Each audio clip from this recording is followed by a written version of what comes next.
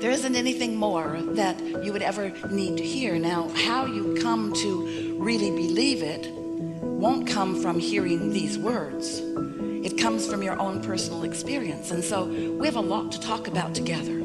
We want to talk about the details of your life that are important to you. We want to help you figure out how to adjust your vibrations so that you can be in a stance of receiving what you want. But in order for you to really be ready to do that, we want you to know that it's a simple process. This business of creating that you are all about is a much simpler process than you have let yourself believe. Most of it happens just by your existence here with others. As you explore life and observe it through your physical senses, you come to conclusions even if you don't speak them out loud about what you prefer. That's step one of the creative process. That's the asking part, and it matters a lot.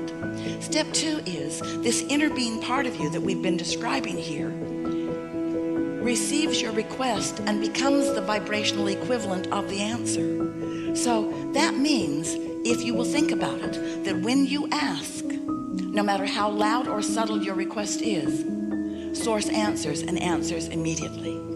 But you have to come with us in this strange world that we are talking about, out of the world of action and out of the world of trying to make sense of what others are doing. You have to step into a vibrationally sensing world in order to really understand what we're saying to you here. Because when you ask, it is given to you immediately, and it is given to you in the early form of creation, which is a vibrational form that has the full potential, just like the seed that you put in the ground has the full potential to be the stalk of corn.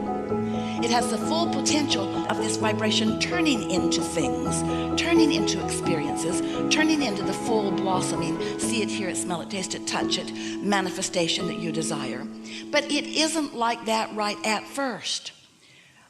If there were a way that we could just zap you with understanding that when you ask, it is given to you, and that it is real, and that that vibrational request that has been answered is real time, it is current time, and that what you call now that you launched a request from is really past tense.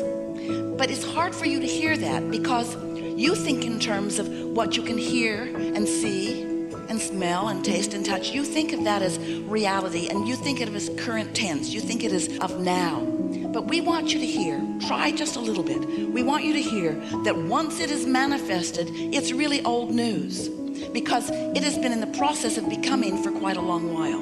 And as it has been in the process of becoming, that's where all your juice is. That's where all your joy is. What's already manifested, that's like the gum you've already chewed the flavor out of. It's still in your mouth. You can still blow a bubble, but it is not where the emotion is. It's not where the exhilaration is. It's not where your interest is. It's not where your life is.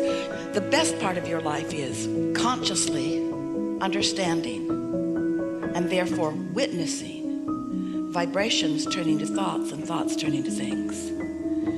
And it's just a steady stream of them. You're turning them to things, which gives you a new list of things to ask for. So it's just this constant cycle of becoming. That is life. You are eternal beings.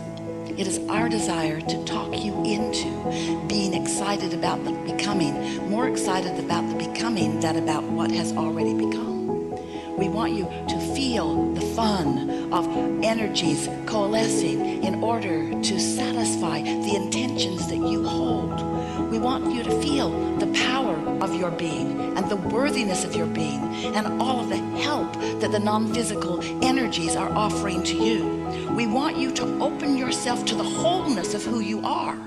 We want you to be all that you are and not pinch yourself off so much from all that you are.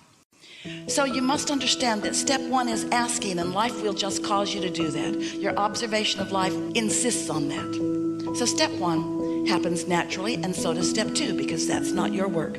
That's the focus of your non-physical. But step three is where you line up with what Source knows about what you want. You can't say, I want more money, but look, I don't have enough. You can't plead your case of neediness and be in vibrational alignment with abundance, because every subject is two subjects: what is wanted and absence of it. And so without meaning to lots and lots of people, use words that sound like abundance and happiness and love, but they are vibrationally vacant in their experience because they're focused upon not enough love and not enough money and not enough, in the erroneous belief that if you plead a case, someone will help you. And we want you to understand that that is true. If you plead a case, someone will help you. When you ask, it is given, but you still got to let it in. You've got to let it in. So the operative word is, you've got to allow it. You've got to get into the receiving mode. Somehow you have to prepare your receiver so that you can translate these vibrations into their vibrationally physical, manifestational, see it, hear it, smell it, taste it, touch it equivalent. You're the one. And at first, this just sounds like, it sounds like we're reading your mind. It's really interesting. It sounds like hard work. It sounds like I'll believe it when I see it. It sounds like, Abraham, can't you just talk about something tangible that I understand? And we know that until you find a way to get into that receiving mode that we talk incessantly about, and to know for sure that you're in the receptive mode so that you can with confidence follow the impulse. But then these are just more words. It's just somebody else who's got another great idea about how your life could be better if you just try harder.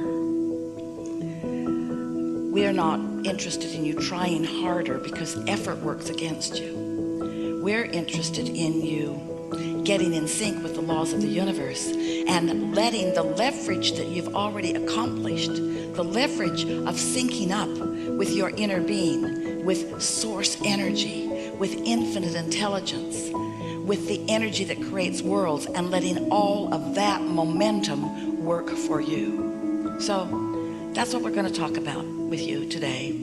As you have different things that you want to talk about, we'll talk about your physical life if you want to. And we'll help you with your attitude about it, because your mood or attitude about things is really the strongest indication that you have about why things are working the way you want them to, or why things aren't working for you the way you want them to. And it is our knowing that as these hours pass by, and as you play with us with interest and some willingness to accept that these are universal laws, and that the more you understand them, the more control you will have, not only over the outcome of your experience, but over the experience of the outcoming becoming. It's the journey, it's the journey, it's the journey. You hear that so much you don't want to hear it. It's the journey, and you say, all right, I'll say it's the journey, but I'll sure be glad when I get there. And we say, you're not ever going to get there, because as soon as you get to where you thought you wanted to be, there's a whole new set of contrasting experiences that causes you to launch a whole new rocket. So it turns out you're not ever going to get it done, and you will never get it wrong. It's just this ongoing becoming that you can't get out of. And so we're here to help you to enjoy what you are eternally caught up in. That sounded a little treacherous, didn't it? You're trapped in life. You can't get out. Even if you croak, you might as well start having fun. That really is our message.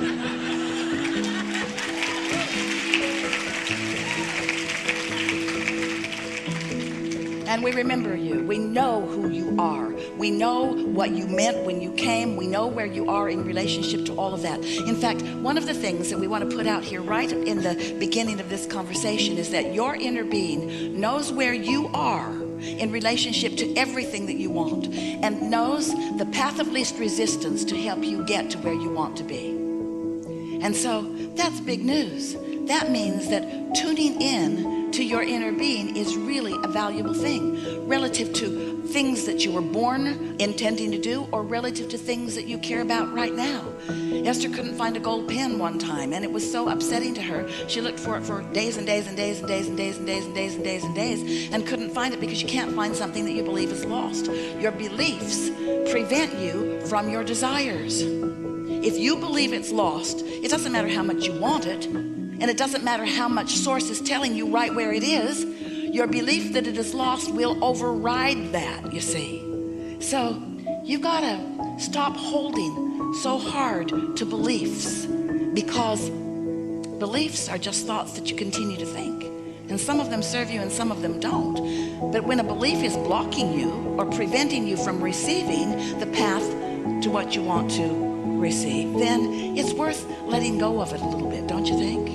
And so we'll talk about things today that will help you to figure out how to be kinder to yourself in that regard. Esther couldn't find her pen, couldn't find her pen, couldn't find her pen, couldn't find her pen. Then, did you hear us say the words path of least resistance? The path of least resistance is the path that your inner being knows you are most likely to take given the beliefs that you hold. That's what path of least resistance is.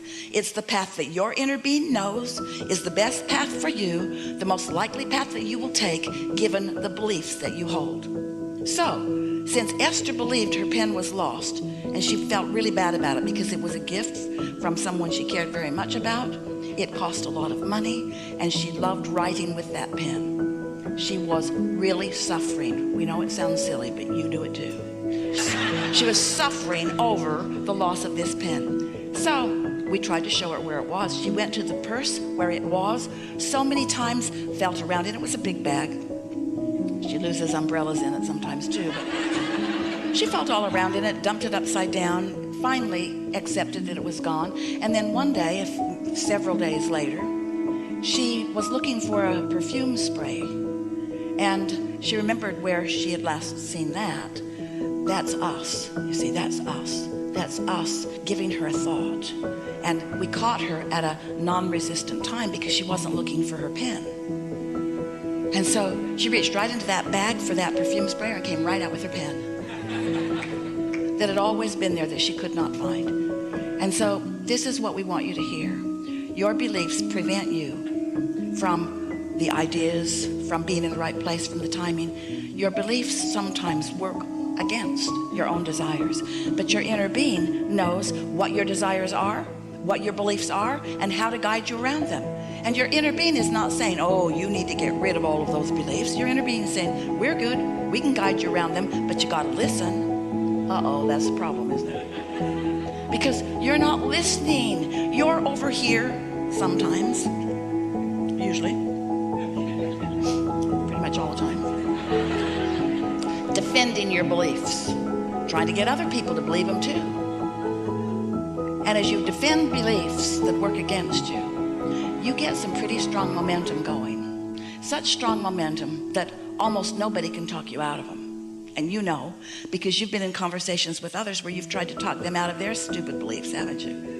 You have those conversations, they just don't get it, they just won't listen. Everything you say, they've got something right back. It's just that standoff, and nobody gets any movement in anything. So I want to talk about how you can get around that. There are some ways. We'll give them to you as we move along. So, ready? You know what you want to talk about? Are you ready to expect that whatever matters to you will be satisfied here today, even if you don't come to the hot seat? Because we know what you're about, and we know what you're about, and we know who is the most likely to have a conversation to answer what you're about. So it's going to be really good. What do you want? It's really good. There's a lot of trouble in this room. We're going to have a good conversation. Begin right here.